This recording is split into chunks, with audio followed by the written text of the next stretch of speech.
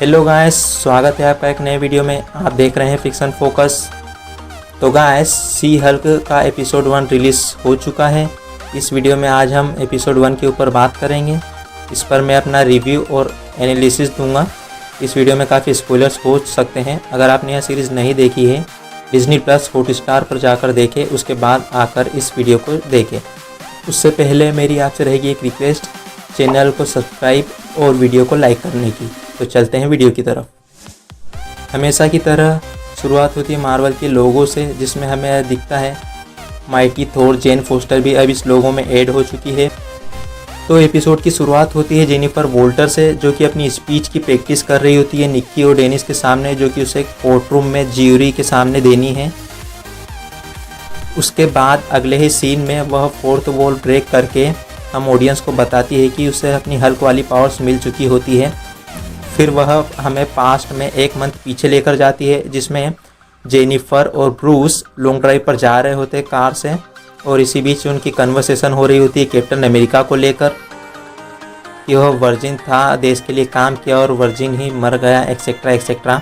इसी बीच उनकी कन्वर्सेशन चल रही होती है और सामने सकार वाला स्पेसशिप आ जाता है और इन दोनों की कार क्रैश हो जाती है जंगल में, जहां पर हमें देखने को मिलता है सी हल्क को अपनी पावर कैसे मिली। ब्रूस बैनर का ब्लड जेनिफर के डैमेज हैंड पर गिरता है, उसे अपनी हल्क वाली पावर्स मिल जाती है और अगले ही सेकंड में वह सी हल्क बनकर जंगल की तरफ चली जाती है। और इधर देखने को मिल रहा है कि हमारा ब्रूस बैनर भी हल्क में कन्वर्ट होने वाला होता है कि सीन कट कर दिया जाता है। फिर अगले ही सीन में जेनिफर जंगल से निकलकर एक रेस्टोरेंट की तरफ जाती है, जहां पर कुछ लड़कियां उसकी मदद कर रही होती है और वह बताती है कि उसे अपने कजिन ब्रूस को कॉल करना है। और जब वह रेस्टोरेंट से बाहर आती है, तब कुछ लड़के उसे छेड़ रहे होते हैं और तभी वह सी हल्क में कन्वर्ट होती है। उसी दौरान हल्क वहां पर आ जाता है और सी हल्क को लेकर मेक्सिको आइलैंड पर चला जाता है।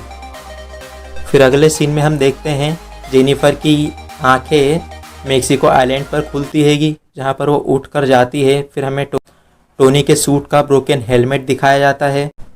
फिर हमें टोनी की बनाई हुई लैब दिखाई जाती है, जिसमें ब्रूस बैनर और हल्क एक हुए थे इन्फिनिटी वॉर में, जब थेनोस ने स्नैप किया था।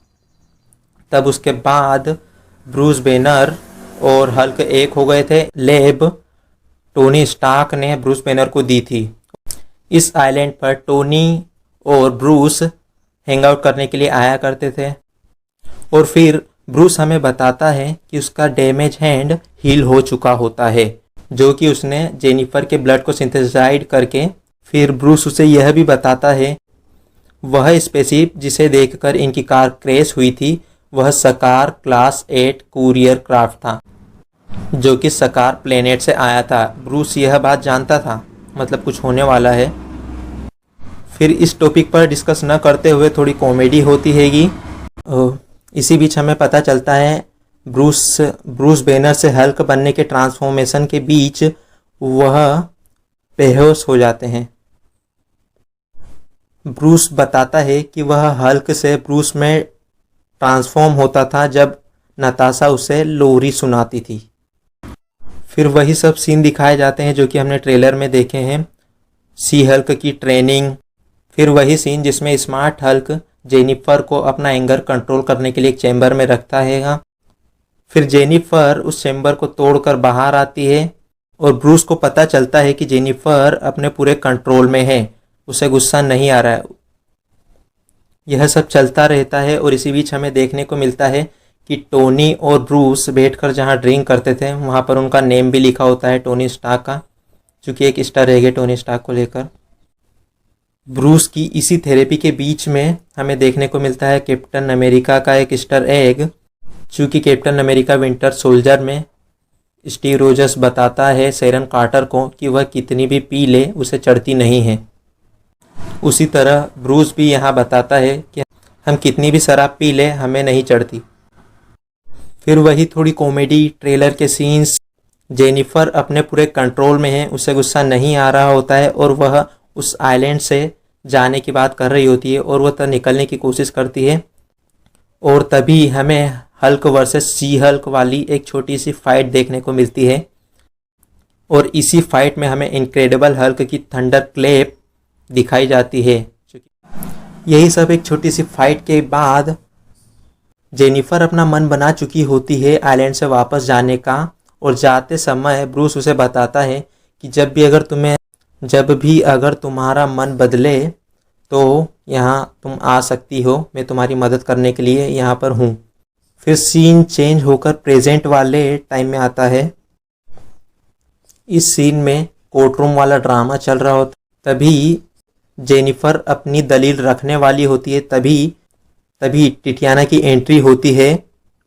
जेनिफर सी हल्क में ट्रांसफॉर्म होती है और अपने एक ही पंच से टिटियाना को नॉकआउट कर देती है। फिर जेनिफर कहती है मैं अपनी दलील रखने के लिए तैयार हूँ, और इसी के साथ एपिसोड ख़त्म होता है। और एपिसोड के एंड में एक पोस्ट क्रेडिट सीन भी है, जहाँ पर कैप्टन अमेरिका की वर्जिनिटी को लेकर दुख मनाया जा रहा होता है। कैप्टन अमेरिका वर्जिन ही मर गया।